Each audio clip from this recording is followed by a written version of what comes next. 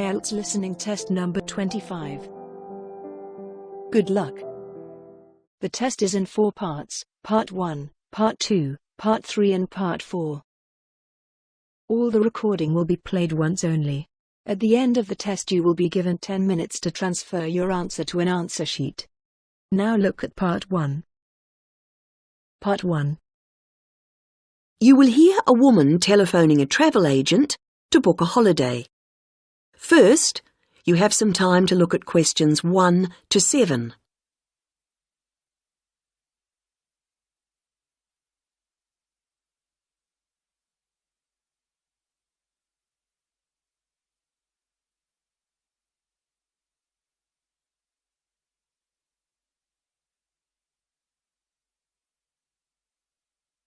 You should answer the questions as you listen, because you will not hear the recording a second time. Listen carefully to the first part of the conversation and answer questions 1 to 7. Hello, you're through to Go Travel. This is Darren speaking. How may I help you today? Hello, I'm calling to book a holiday.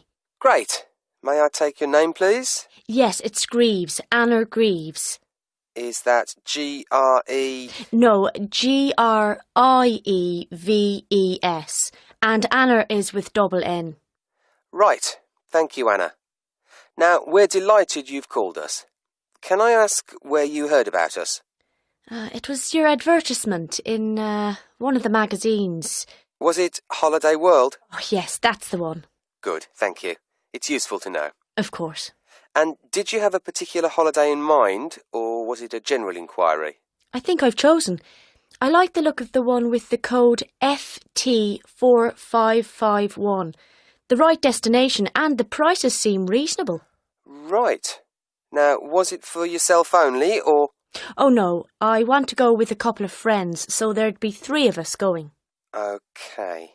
Now, there's a choice of dates, as you know. Yes, I think, well, we've got to be back by the end of August, so if we say going on August the 16th, that would work fine. No problem. And you can also choose the length of your holiday. There's, let's see, 7, 11 or 14 nights. We thought the middle one would be great. Longer would be nice, of course, but... Maybe next year. Yes. And you do need to have insurance. Uh-huh. With 3 levels, Standard, Super and Super Plus.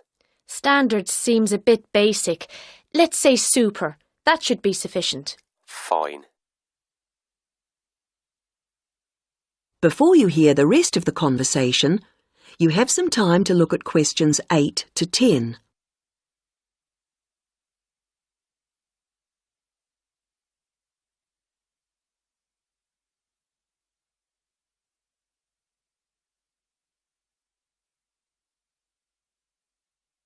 Now listen and answer questions 8 to 10. Well, that's all good so far, and the availability's OK. Have you looked through the list of options? They're in the advertisement. I have, and I've got the list here. Some of them do seem a good idea. Which ones would you like to take? In terms of the hotel, the offer of picnic lunches, we'd leave that. We'd rather go to cafes. I think a balcony for the room is a must. It's so nice to sit out, enjoying the view. Oh, yes. And then the trips. I think we'll pass on the night bus one. I never really enjoy the commentaries. And museums aren't really my sort of thing, to be honest, any more than dances. Uh-huh. But I like practical things, so I think the demonstration of local arts could be fun. Yes, I would think so. And then in terms of getting out of town, going up the river on a boat sounds delightful, and I wouldn't want to miss that. But the mountains, well, sitting in a coach on those winding roads... I understand. OK, well, that's all I need for the booking at this point. Just a few details for you, and then we'll check the payment. That is the end of Part 1. You now have half a minute to check your answers.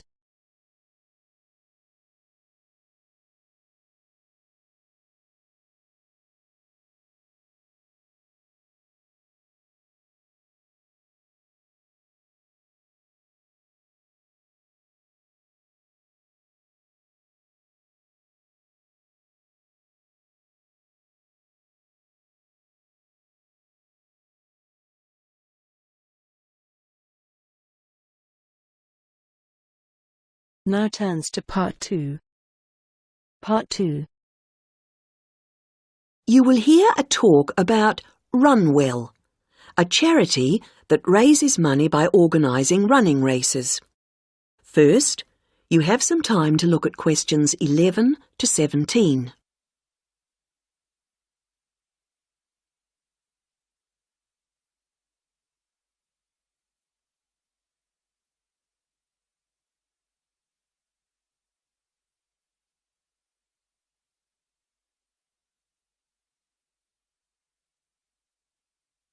Now listen to the first part of the talk and answer questions 11 to 17. I'm very pleased to have this opportunity to tell you something about the Run Well charity and the work we do. I'll give a brief overview of what we do, and I hope you may be able to help, and then there'll be time for questions at the end. Runwell's founder, Mike Hughes, took up long-distance running in 1987, raising money by doing sponsored half marathons, and in 1992 established the charity as we know it today. By 1997, the runs were being filmed by local TV, and today they appear on national TV every year. All the funds collected by Runwell go to the hospital, with the idea that those fit enough to run use their energy to assist the provision of people who are unwell for whatever reason. Now, if you want to race, and I assume that's why many of you are here, let me explain a couple of the basics. Races are run by teams, so you need to form and register a team. What you wear to run in is up to you, and I know some teams come up with some pretty wacky ideas. We have a standard design for your numbers, which we ask you to reproduce. So you make them up according to that standard. We don't want to spend valuable funds on doing that ourselves. Now, the race is run as a kind of relay, so while you won't actually compete side by side, we do recommend that you train as a group. This helps to optimise performance and build team spirit. It will also give you a fair idea of how much you need to eat and drink over the race distance. This is clearly essential for an effective performance, so please make sure you come along to the race with sufficient food and drink. Again, we don't spend money on providing that, but you do need to keep yourself going for the 20-kilometre course. The course goes through the town, then out through Highfield Park, concluding in the main square, where the applauding spectators will be ready to greet you. There are many different prizes, including oldest runner, youngest runner, team with the most sponsorship, team with the best costume. That one's donated by Zoom Fashions. The Mayor will introduce the Minister for Health, who will hand over each prize to the winners, and then the hospital president will make a short speech. Before you hear the rest of the talk, you have some time to look at questions 18 to 20.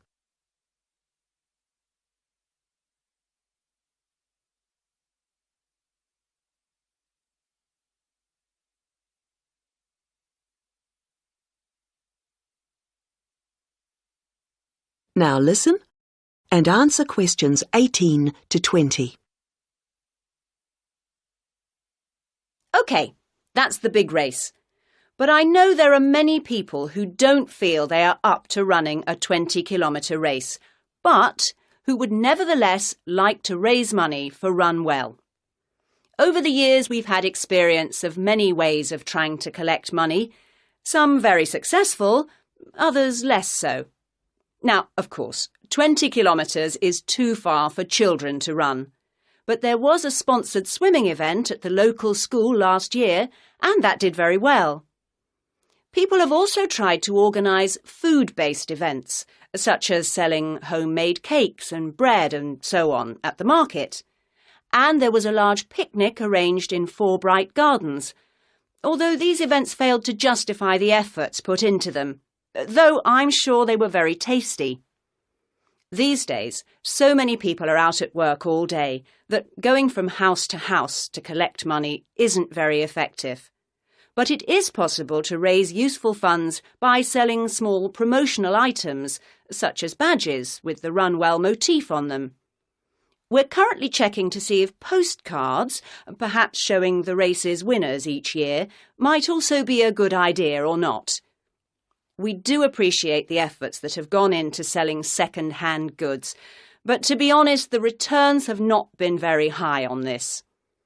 One very dedicated group organised a team quiz recently, which went very well, and it would be good to see more such activities. There's also been talk of a concert, but we'll have to see how plans for that progress. Now, are there any questions at this stage?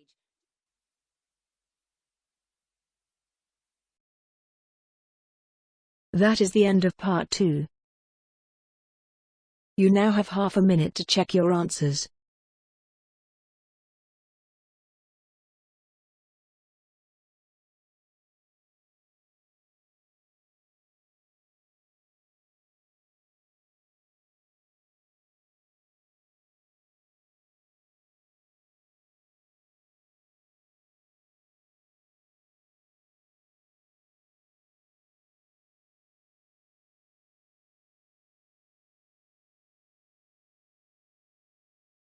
Now turns to part 3. Part 3. You will hear 3 linguistics students, Joe, Martin and Angela, discussing the presentation that Joe is giving soon as part of his course. First, you have some time to look at questions 21 to 26.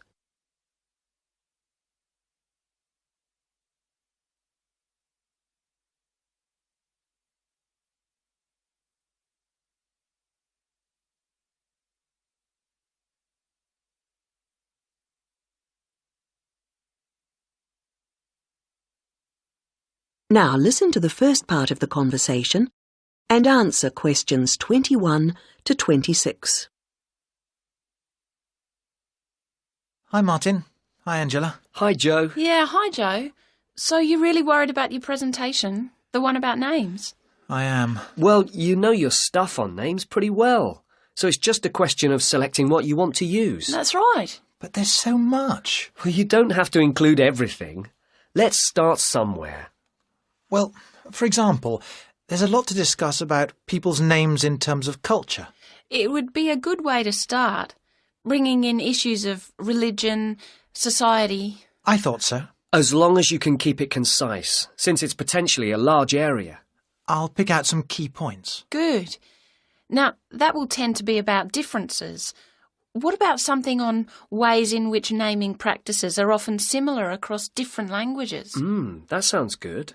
I'm not sure how much I could say that's really about just names and not really general language. Maybe you need to give that some more thought.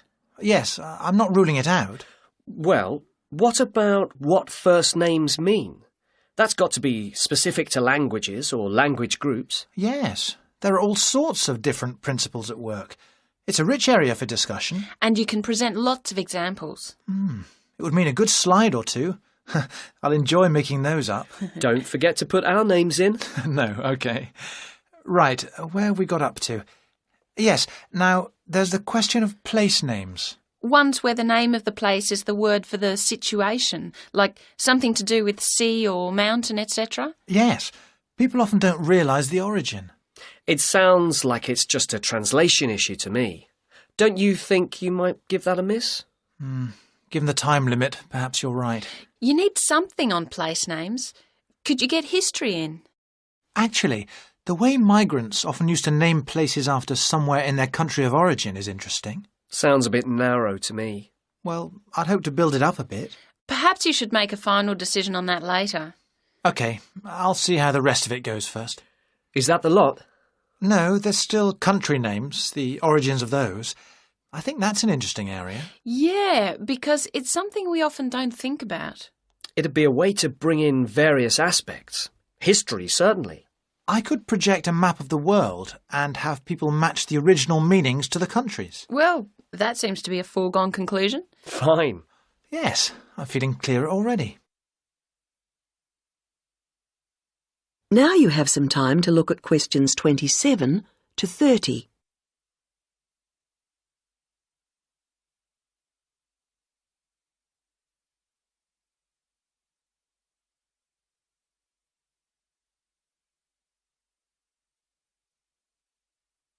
Now listen to the rest of the conversation and answer questions 27 to 30. You know, there's another aspect that I think I'll cover. Yes? Brand names. Isn't that more to do with business studies? Well, international companies are finding it increasingly important to have brand names that can be used in many different countries. Oh, so they can advertise the same product everywhere? Yes, and it seems that brand names are very special in our brains. How so? Well, there was a research study recently, carried out on a group of about 50 students. They showed them 108 words, and the students had to say whether they recognised them as real words or not. The list included, all mixed up, ordinary nouns, brand names and meaningless words, and they were shown all the words quickly. And the brand names seemed to be recognised strongly and in the emotional right-hand side of the brain. It was interesting that the brand names were recognised more readily if they were displayed in capital letters rather than lowercase, something which doesn't apply to normal words. How strange. What else did the researchers find out? Of course, it's a relatively small study, but they suspect that other visual features are at play, and so that, for example, colour has a major effect in helping us to store brand names in a special way in our brains. I suppose that's logical. But what do they mean by a special way? I'm not saying I understood everything about this study. Of course not. But they seem to be saying that the power of brand names is that they conjure up a range of associations inside our brains, more so than ordinary words or names do. I guess this is great news for international companies. Potentially, certainly. Though exactly what they do...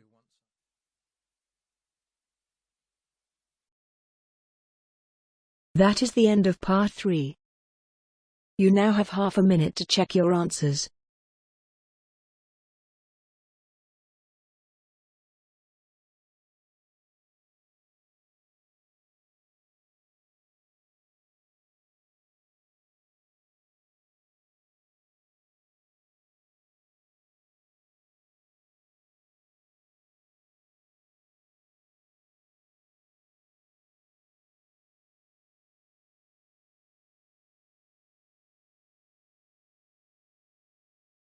Now turns to part 4.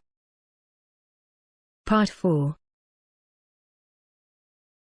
You will hear part of a lecture about balloons and airships. First, you have some time to look at questions 31 to 40.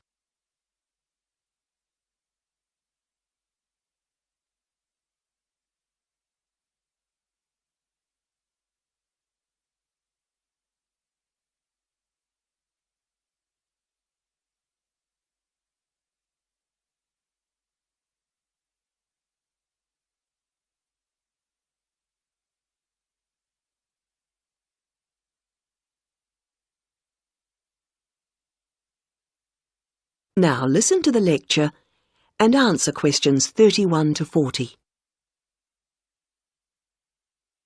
Now, balloons and airships are worth consideration because while on the one hand they represent humans' first successes at air flight, after centuries of less than successful theory and experimentation, they also, on the other hand, continue to be used today. We may have appeared to have moved on to jet planes and space rockets, but you can still see these more primitive flyers in the skies. OK, gas balloons first. France saw the first balloon flight in 1783, and this began a process of development. By 1862, in the Civil War in the United States, we find Thaddeus Lowe replacing spies with balloons to go behind enemy lines. The success of this led to the continued use of balloons in peacetime, and they were employed in the creation of maps.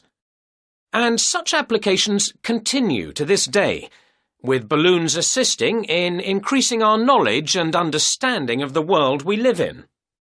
Unmanned balloons are still widely used to collect data to inform scientific research of various kinds. You'd be surprised at how much they contribute. All sorts of instruments can be mounted in a balloon, and ongoing investigations into climate benefit from the information that can be gathered from a flight. Well, that's gas balloons.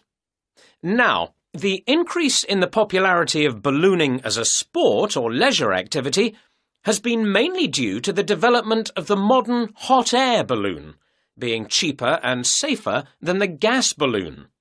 Heating air, rather than using potentially explosive gas, is what makes these rise, although the process doesn't generate as much lift as with gas balloons. But this is a small price to pay for its other benefits, and this type of balloon is no doubt here to stay.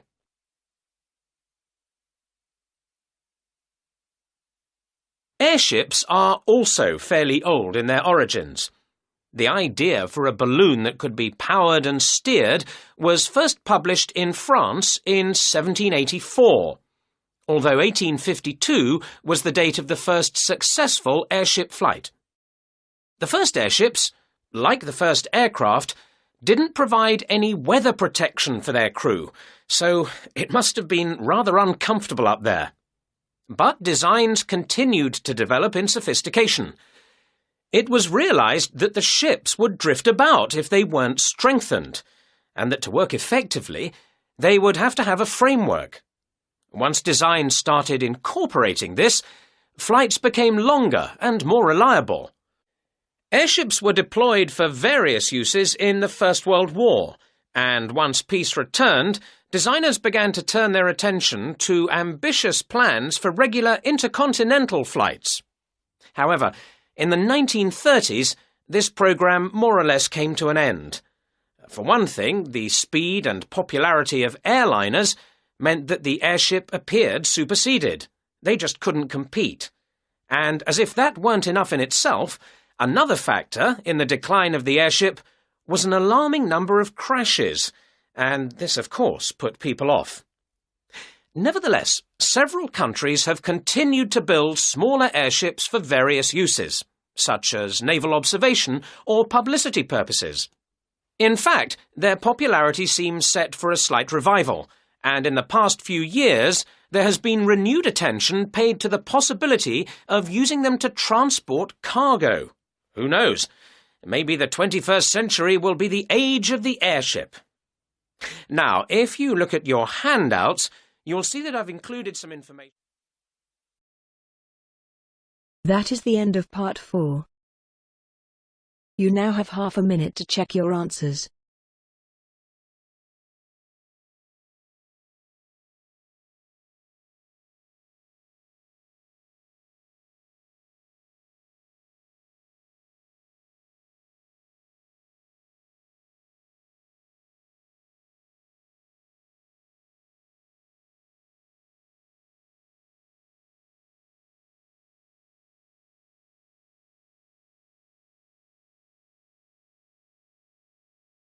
That is the end of the listening test. In the IELTS test you will now have 10 minutes to transfer your answer to an answer sheet.